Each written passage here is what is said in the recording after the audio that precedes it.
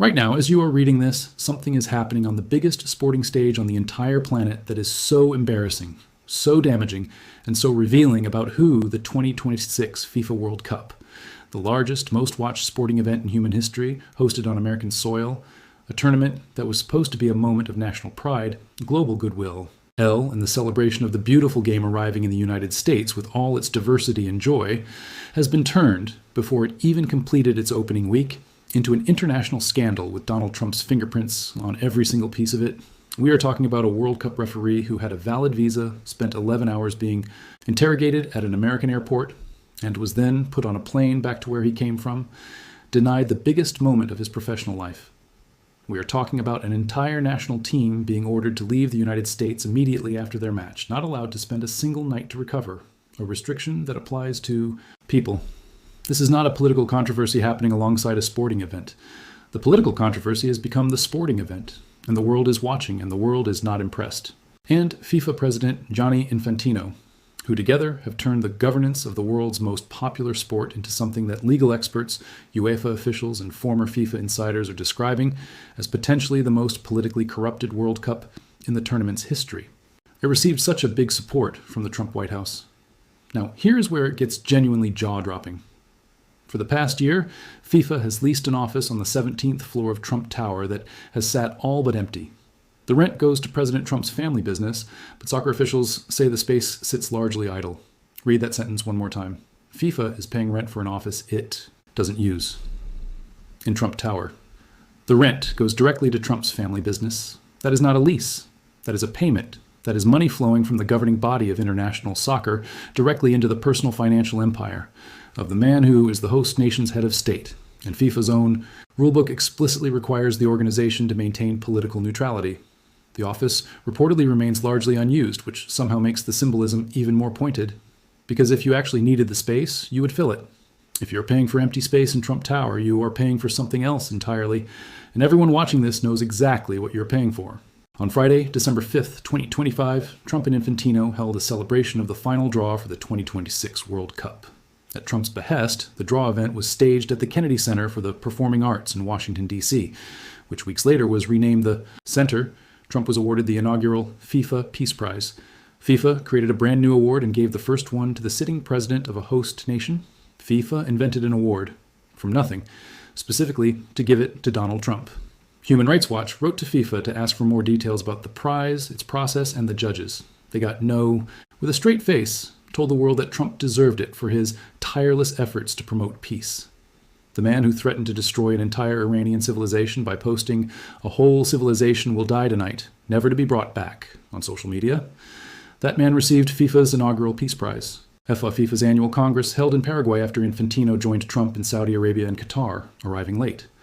UEFA called Infantino's delay deeply regrettable and said the last-minute request to accommodate private political interests does the game no service. The governing body of European football, the continent that essentially invented the modern game, that produces the majority of the world's greatest players and clubs, walked out of FIFA's own annual Congress because its president was too busy attending to Trump's ego to show up on time. That is not a diplomatic spat. That is an institutional rupture. And it is happening as the backdrop to a tournament that was supposed to be about football. Now let's talk about what happened before the first ball was even kicked, because the corruption of this tournament's environment didn't begin on opening day. It began months earlier with a story involving a man most American sports fans had never heard of, a man named Omar Artan from Somalia, who was Africa's best male referee of 2025, and who had been selected by FIFA as one of its 52 official referees for the 2026 World Cup.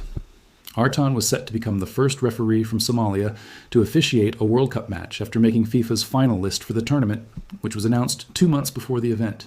He had spent years working toward this moment. He had navigated enormous personal hardship to build his career in a country where civil conflict has made professional development extraordinarily difficult.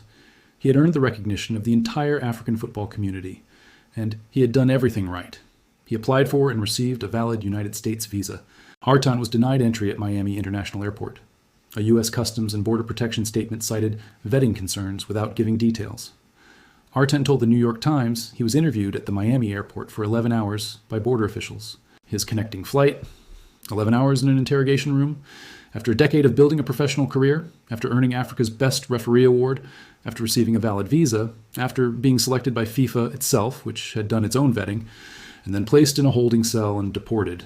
Days after he was denied entry to the United States, Omar Artan arrived home to a hero's welcome. Government officials greeted him at the airport with flowers, and fans draped him in the sky-blue Somali flag. In the capital of Mogadishu, thousands packed into a stadium, not for a soccer match, but to celebrate the referee. There, Artan was hoisted onto shoulders to the cheers of the crowd, a symbol of national pride. Think about what that image communicates to the world. America, the host nation of the biggest sporting event on earth, turned a celebrated referee into a martyr. And Somalia, a country that has endured decades of war and suffering, responded by filling a stadium with thousands of people cheering for a man who had simply been treated with basic dignity by everyone except the country that was supposed to be welcoming the world. Somalia has been among nearly 40 countries, subjected to a sweeping U.S. travel ban under the Trump administration. President Trump has repeatedly disparaged Somalia, calling its people garbage and describing the country as probably the worst, most dangerous country, calling it hell. The man whose government called Somali people garbage is now the one deciding which Somali citizens get to participate in the World Cup. And when asked about it, FIFA President Infantino told critics to chill and relax. But the referee story was just the opening act. Because once the tournament actually started, a situation unfolded involving Iran's national team that takes everything we just described and multiplies it by the global visibility of a live World Cup match broadcast to hundreds of millions of people. Despite playing all three of their group stage matches in the United States, Iran must remain stationed in Mexico and commute across the border for each game, a restriction no other team in the tournament is facing. Let that register in terms of competitive fairness. 31 other teams in this tournament get to sleep in the country where they're playing their games, recover normally, prepare normally, travel normally. One team, Iran, has to cross an international border before and after every single game. In a tournament where marginal differences in rest, recovery, and preparation can determine whether you advance or go home, one team is being uniquely handicapped by the host nation's diplomatic politics. Iran's coach, Amir Galanway, said through an interpreter, "They didn't even give us time to recover. After the game today, they said to us, 'You have to leave immediately. It's very important for us to have time for recovery. We are asked to get on a plane and return to our camp in Tijuana, and we are really troubled by that.'" The team had been scheduled to spend the night in Los Angeles following their opening match against New Zealand. A match, by the way, that ended in a thrilling 2-2 draw that showed exactly why Iran belongs in this tournament. Instead, after an emotionally and physically draining 90-minute World Cup game, they were loaded onto transportation and shipped out of the country. Iran captain Mehdi Taremi said the team endured 5 hours of travel and security checks during what is normally a very short trip from Tijuana to the Los Angeles area. 5 hours of travel and security processing to cover a journey of approximately 140 miles, because the politics of the host nation made it that way. Iran's coach said, "We're supposed to stay here tonight to recover and return tomorrow lunchtime, but they haven't permitted us. To be honest, I have no idea why. I think perhaps our team is the most depressed one in the whole World Cup." The most depressed team in the World Cup. Those words, coming from a football coach about a sporting tournament. Team, adding that the arrangements should not affect the integrity of the team. A goodwill gesture. Being permitted to arrive in the country 24 hours before their match, while every other team in the tournament has normal, unrestricted access, is being presented as generosity. That is not a goodwill gesture. That is the minimum possible accommodation being dressed up as a favor, and the coach of Iran's national football team called it oppression. He's not wrong. Now here's where this entire situation arrives at its most globally embarrassing, most symbolically devastating destination: the World Cup trophy ceremony. Because it turns out that the man who already made a spectacle of himself at the last major soccer event held on American soil is now being handed the keys to the most sacred ceremony in the entire sport. New reporting confirmed that FIFA has no objection to Trump breaking presentation protocol and handing the World Cup trophy directly to the winning captain and remaining in the thick of the celebrations at the final, scheduled for MetLife Stadium on July 19th. To understand why this is so significant, you need to recall what happened at the FIFA Club World Cup final last year, because that event was a preview of exactly what this administration does when it gets near a major sporting ceremony. And the reaction of the crowd and the players told you everything. Trump was booed as he waved to the crowd at the FIFA Club World Cup. When Chelsea was presented the FIFA trophy, Trump stood front and center, right in front of Cole Palmer, the team's star player who scored 2 of the team's 3 goals in the game. Infantino encouraged Trump to step aside to let the team celebrate in the spotlight. The president stayed put. He stayed put. The FIFA president was physically gesturing for him to move.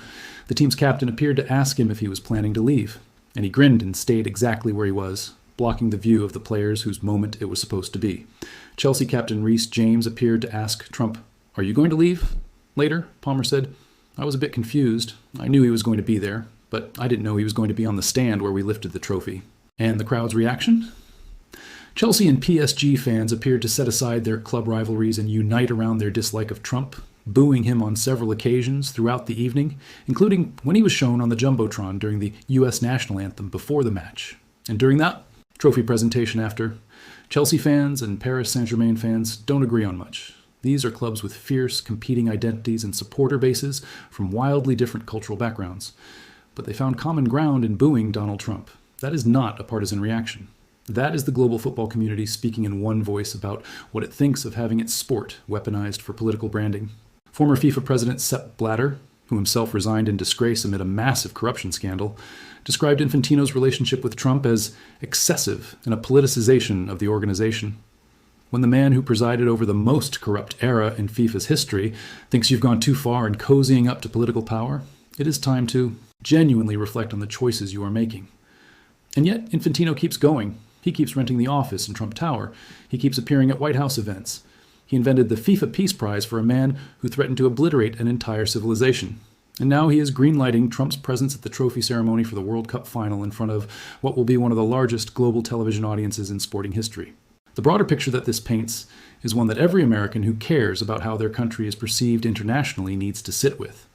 The World Cup is not just a sporting event. It is the single greatest expression of international unity that the world produces on a regular basis. Over 1 billion people watch the final. The tournament spans multiple weeks, involves 48 nations, and represents every inhabited continent. It is, at its best, a demonstration that people from countries that are in political conflict, from cultures that don't understand each other, from religions that are in tension, can all gather around the same sport, follow the same rules, and compete with grace and dignity. That is why the world loves it. That is why it matters. And that is exactly what makes it so damaging when the host country turns it into a venue for enforcing travel bans, humiliating visiting teams, blocking referees who achieved their dreams through years of hard work in war-torn countries, and allowing its head of state to position himself at the center of every ceremony, as if the tournament is a personal branding exercise. The Scottish fans we have seen singing through the streets, the Iranian players who drew with New Zealand after 5 hours of travel and security checks, the Somali referee who went home to a stadium full of thousands celebrating him. These are the stories the World Cup is supposed to generate. These are the moments that remind you why billions of people care so deeply about a sport built on nothing more complicated than a ball and 2 goals. And set against all of that, against the joy, the passion, the global unity, is a man standing on a stage, refusing to move, waiting for the photographer to get a good shot, while the players, whose moment it actually is, stand behind him looking confused. That is Trump's World Cup. That is what happens when ego meets the beautiful game. And the fans of the world who came here for football are not hiding what they think about it. The boos at MetLife Stadium last year were just the opening chorus. The tournament has barely begun.